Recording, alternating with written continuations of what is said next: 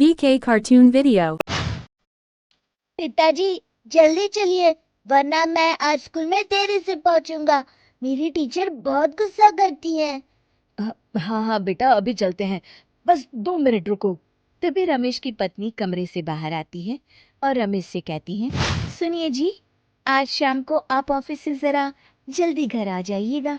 याद है ना, आज आपको मुझे शॉपिंग कराने के लिए लेकर जाना है।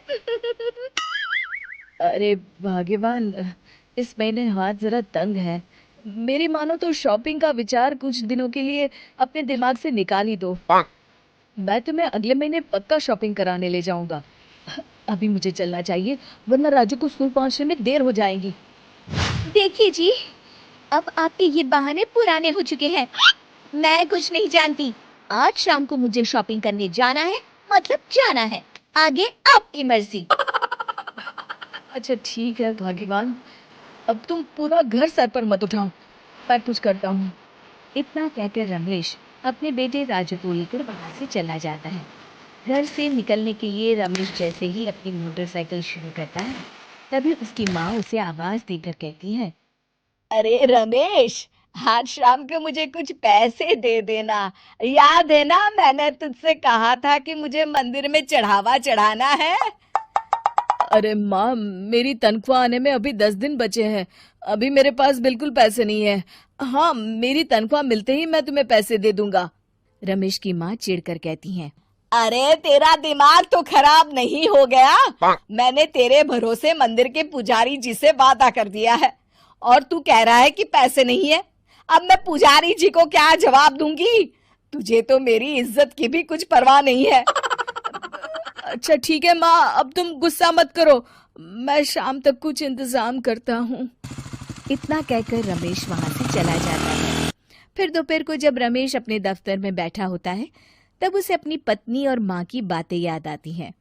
रमेश अपने दफ्तर के एक साथी मोहन से कुछ रुपए उधार मांगता है। अरे भाई मोहन, मेरा एक छोटा सा काम कर दो, मुझे कुछ रुपयों की सख्त जरूरत है। मुझे कुछ दिनों के लिए क्या तुम रुपए उधार दे सकते हो? अरे रमेश भाई, मैं तुम्हें पैसे उधार तो दे सकता हूँ, लेकिन मुझे वक्त पर पैसे लौटा देना। वैसे भी मेरा मानना है कि दोस्ती यारी में कभी पैसों का व्यवहार नहीं करना चाहिए। ये कहावत तो तुमने सुनी ही होगी कि उधार प्रेम की कैंची है। मैं नहीं चाहता कि पैसों को लेकर हमारा रिश्ता खराब हो। अरे मोहन, तुम बिल्कुल चिंता मत करो, मैं तुम्हारे पैसे वक्त पर लौटा दूंगा। फिर मोहन रमेश को पैसे दे देता है। शाम को घर आकर रमेश कुछ पैसे अपनी माँ को देता है और साथ ही अपनी पत्नी को भी शॉपिंग कराने बाजार लेकर जाता है। रमेश की पत्नी और उसकी माँ का स्वभाव जरूरत से ज्यादा खर्चीला होने के कारण दोनों हमेशा बेवजह पैसे खर्च करती हैं। फिर एक दिन, सुनिए जी, अगले हफ्ते हमने छुट्टियों में कहीं बाहर जाने का प्लान बनाया था, आपने पैसों का इंतजाम कर लिया ना? अरे अभी कहाँ, अभी तो मेरे पास बिल्कुल पैसे नहीं है, हम कभी और चले जाएंगे। देखिए जी, मैंने सभी सहेलियों से कह दिया है कि मैं बाहर घूमने जा रही हूँ। अगर मैं नहीं गई तो सब मुझ पर हंसेंगी। आप कहीं से भी पैसों का इंतजाम कीजिए जी। इतना कहकर रमेश की पत्नी वहां से चली जाती है। वहीं दूसरी तरफ रमेश की माँ भी तीर्थ यात्रा जाने की जिद करती है और रमेश से पैसे मांगती है। फिर अगले दिन रमेश एक सेठ से पैसे उधार लेकर अपनी पत्नी और बेटे को घुमाने ले जाता है और अपनी माँ को भी तीर्थ यात्रा पर भेज देता है। लेकिन जैसे ही रमेश अपनी छुट्टियां बिताकर वापस आता है, कर्जदार उसका जीना मुश्किल कर देते हैं। इतना ज्यादा कर्ज एक साथ अपने ऊपर देख रमेश काफी परेशान रहने लगता है। फिर एक दिन राजू की स्कूल की फीस वक्त पर न भर पाने के कारण रमेश को स्कूल में बुलाया जाता है। स्कूल के प्रिंसिपल साहब रमेश को सख्त हिदायत देते हैं कि अगर वक्त पर स्कूल की फीस नहीं भरी गई तो उनके बेटे का नाम स्कूल से काट दिया जाएगा।